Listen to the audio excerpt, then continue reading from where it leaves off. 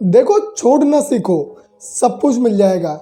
ये बात कहने और सुनने में जितनी सिंपल और सरल लग रही है उतनी सिंपल है नहीं।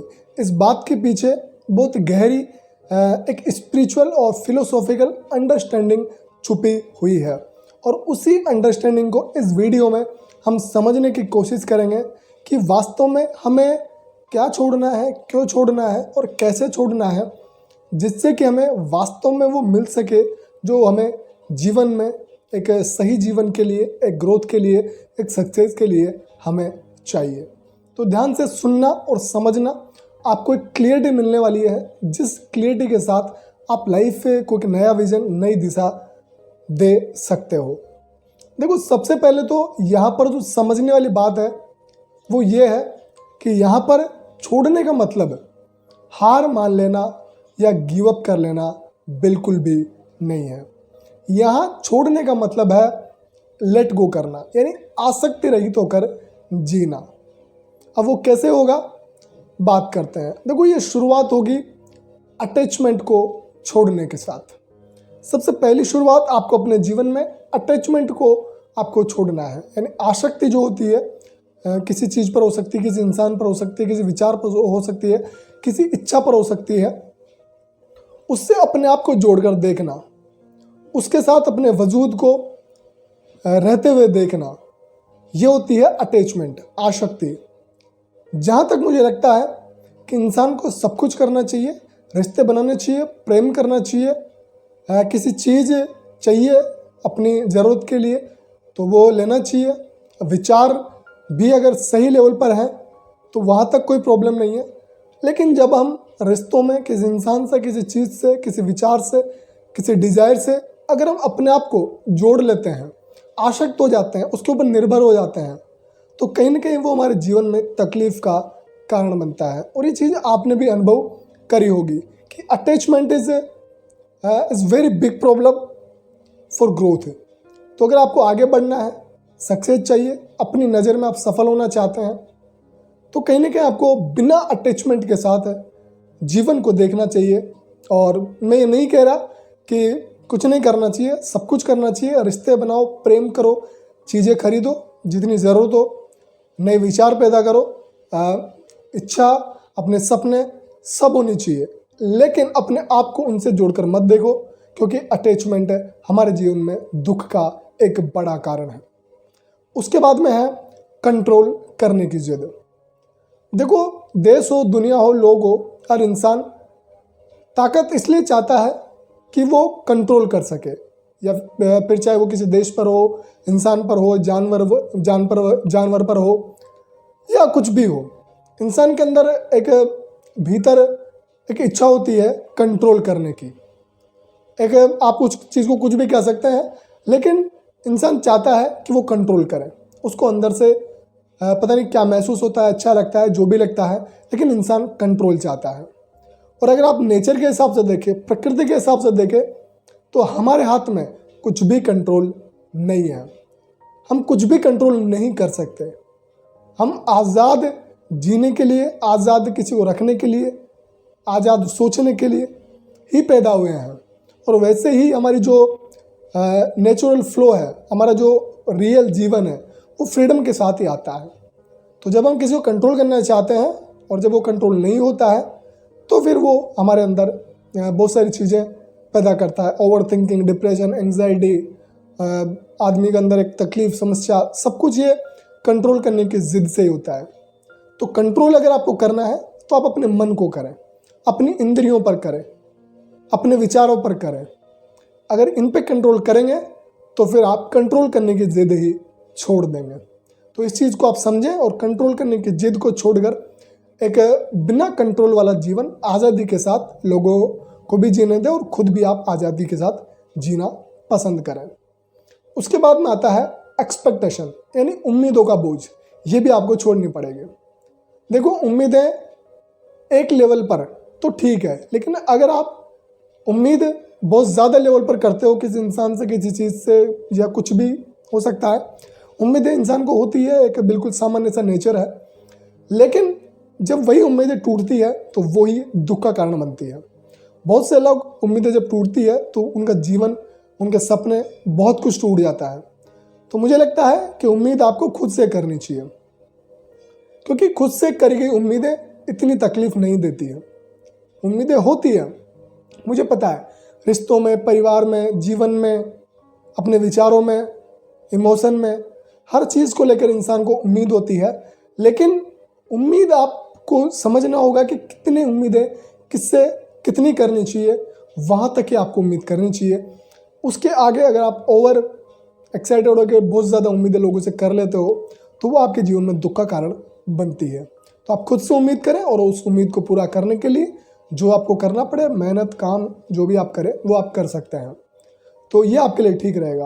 और जब आप इस प्रोसेस में होंगे, यानी आप सोच समझ कर अटैचमेंट है उसको छोड़ने का प्रयास करेंगे, आप जो कंट्रोल करने की जिद है उसको छोड़ने का प्रयास करेंगे समझ कर, ऐसा नहीं अंधाधुंध, ऐसे एक साथ कुछ भी नहीं होता है।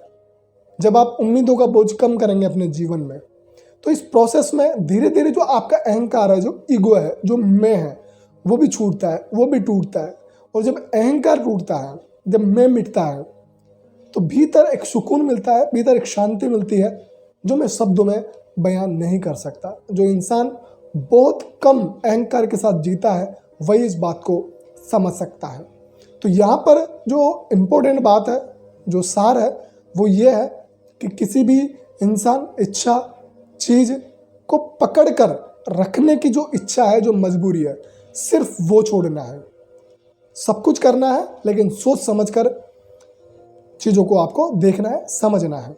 और पकड़ कर रखने की जो इच्छा है, सिर्फ वो इच्छा आपको छोड़नी है। अब आप कहेंगे कि जब हम ये सब छोड़ देंगे तो मिलेगा क्या? तो ये जो मिलने की भावना है, यही तो ट्रैप है, यही तो दुख का कारण है। जब आप अहंकार को कम कर देंगे या अहंकार से मुक्त हो जाएंगे तो आप ये भी समझ जाएंगे कि हमें सब कुछ ऑलरेडी मिला ही हुआ है, बस हमें समझने की ज़रूरत है। यहाँ पर जब हम बुद्ध के लेटिंग गो वाले सिद्धांत की बात करते हैं, लेट गो वाले सिद्धांत की बात करते हैं, तो उसमें भी यही कहा गया है कि हमारे जीवन में जो दुख का कारण है, जो सफरिंग का कारण है, वो हमारी इच्छा, हमारी आसक्ति यानी अटैचमेंट ही है। हम बिना अटैचमेंट के जी ही नहीं पाते हैं, और जो बिना अटैचमेंट के जीता है वही असली आनंद प्राप्त कर पाता है। जो वास्तव में असली चीज़ है वही उसको मिलती है। क्योंकि जितना आप छोड़ते हैं, जितना आप कंट्रोल की जिद को छोड़ते हैं, तो आपके पास ये पूरा ब्रह्मांड आपको देने के लिए तैयार रहता है। लेकिन पहले आपको अटैचमेंट की भावना, आपको कंट्रोल करने की जिद, आपका मैं, अहंकार, आपकी जो एक्सपेक्टेशन इस दुनिया से, संसार से, लोगों से, चीज़ों से, इच्छाओं से, विचारों से, ये सब आपको छोड़नी पड़ेगी। और फिर देखो पूरा ब्रह्मांड आपको सब कुछ देने के लिए कैसे तैयार होता है। क्योंकि आपको पता चल जाएगा कि आप ही ब्रह्मांड है। जब आपको ये एहसास हो जाएगा तो फिर आपको क्या ही चाहिए, और जो चाहिए वो तो आपको कर्म से आपके मिल ही जाएगा। अब भगवत गीता में भी आप देख लो, भगवत गीता में भी यही कहा गया है कि कर्म करो लेकिन फल से आसक्त मत हो, फल की चिंता मत करो। फल को पाने की जो इच्छा है उससे अपने आप को जोड़कर मत देखो। आप सिर्फ कर्म कर सकते हैं, आपके पास वही ऑप्शन है और आपको उसी पर फोकस करना चाहिए। आप जब प्रकृति को देखते हैं तो प्रकृति हमें बिना शर्त के, बिना कुछ मांगे सब कुछ देती है। फिर चाहे वो सांस हो, पानी हो, आकाश हो, मिट्टी हो, जीवन हो, सब कुछ दे रही है। बस हमें ध्यान रखना होता है कि हम इन चीज़ों को सुरक्षित रखेंगे, अच्छे से रखेंगे तो हम आगे का जीवन सुरक्षित कर सकते हैं, अच्छा बना सकते हैं। तो बस हमें अपने कर्म पर आपको फोकस करना है, कर्म पर ध्यान देना है। उसके अलावा आपको किसी भी चीज़ पर ध्यान नहीं देना है, किसी भी चीज़ से अपने आप को जोड़कर नहीं देखना है। जो आपका होगा, आपके लिए होगा, इस प्रकृति ने बनाया होगा, वो सब कुछ आपको मिल जाएगा। और जो आपके लिए नहीं होगा वो आपको नहीं मिलेगा, और वो कुछ समय के लिए मिलेगा और तकलीफ भी देगा, तो उस तकलीफ को भी आपको स्वीकार करना चाहिए। किसी इंसान के पीछे भागने से, किसी इंसान के लिए रोने से, तड़पने से वो इंसान आपको नहीं मिलता है। अगर वो आपका होगा तो वो आपका ही होगा, फिर वो किसी और का नहीं होगा। तो जो आपका होगा आपको मिलकर रहेगा, और जो नहीं होगा वो मिलकर भी आपसे दूर हो जाएगा। अब इस चीज़ को, इस नियम को अगर आज की मॉडर्न साइकोलॉजी के अनुसार देखें तो वो भी, उसमें भी यही कहा गया है कि जब आप किसी इंसान को, किसी चीज़ को, या किसी इच्छा को, किसी सपने को पाने की कोशिश करते हो, पाने की इच्छा रखते हो, उसको पकड़ने की इच्छा अगर रखते हो, और जब वो चीज़ आपसे छूट जाती है, आपको नहीं मिलती है, तो आपके मन में ओवर थिंकिंग होती है। आप ओवर थिंकिंग के लूप में फंसते हैं, वहाँ से एंग्जाइटी, डिप्रेशन आपको मिलता है। एंग्जाइटी, डिप्रेशन से आप जीवन में गलत डिसीजन लेते हैं, और एक गलत डिसीजन, एक गलत निर्णय आपका पूरा जीवन खराब कर सकता है, और करता ही है। तो आप इस चीज़ से बचें, थोड़ा अपनी भावनाओं से, लोगों से, चीज़ों से, विचारों से डिटेच होकर अपने आप को देखें। इससे आपके अंदर क्लियरिटी आएगी, आपका जो कॉन्फिडेंस है वो बढ़ेगा, आप नेचर का जो फ्लो है उसके साथ आप बहने की कोशिश करेंगे, और इसको ही कहते हैं लॉ ऑफ डिटैचमेंट। तो इस चीज़ को आपको समझना होगा। अब ये जो बात है, ये जो नियम है, ये पैराडॉक्स है, विरोधाभास है, कि जिस चीज़ को आप पकड़ने की कोशिश करेंगे वो आपसे दूर जाएगी, और जिस चीज़ को आप छोड़ देंगे वो आपको मिल जाएगी, आपके पास आ जाएगी। अब इस नियम का आप खुद अनुभव करेंगे तभी आप समझ पाएंगे। है तो ये विरोधाभास, लेकिन आप अनुभव करेंगे तो आप इस चीज़ को समझ पाएंगे। क्योंकि छोड़ने का मतलब, जब आप समझ जाते हैं तो उसका मीनिंग ये होता है कि आप इस यूनिवर्स पर विश्वास करते हैं 100%। आप अपने कर्म पर विश्वास करने लगे हैं, आप अपने आप पर विश्वास करने लगे हैं। जो लॉ ऑफ नेचर है, जो प्रकृति का नेचर ऑफ लॉ है, लॉ ऑफ फ्लो है, नेचर का जो फ्लो है, उस पर आप विश्वास करते हैं, करने लगे हैं कि आपको जो मिलना होगा वो मिल जाएगा। आपका काम सिर्फ अपने कर्म पर ध्यान देना है। तो यहाँ पर सारा खेल जो है ना, ट्रस्ट का है, विश्वास का ही है। आप विश्वास करेंगे तो आपके जीवन अच्छा बन जाएगा, आप विश्वास नहीं करेंगे तो आपका जीवन अच्छा नहीं बनेगा। अगर मैं इस पूरे वीडियो को बिल्कुल शॉर्ट्स में कहना चाहूँ तो यही है कि जब तक आप खाली नहीं होोगे मन से, तो आप उसमें कुछ नया नहीं भर पाओगे। कुछ नया लाने के लिए, कुछ नया करने के लिए पुराने को खाली करना ही होगा।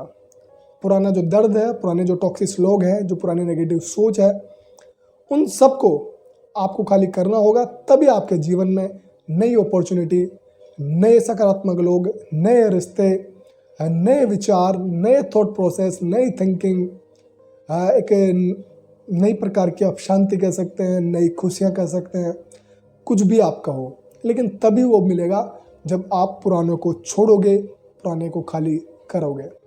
तो ये लॉ ऑफ नेचर है, ये लॉ ऑफ डिटैचमेंट है, और जो ये नियम है कि आप छोड़ोगे तभी आपको चीज़ें मिलना शुरू होएगी।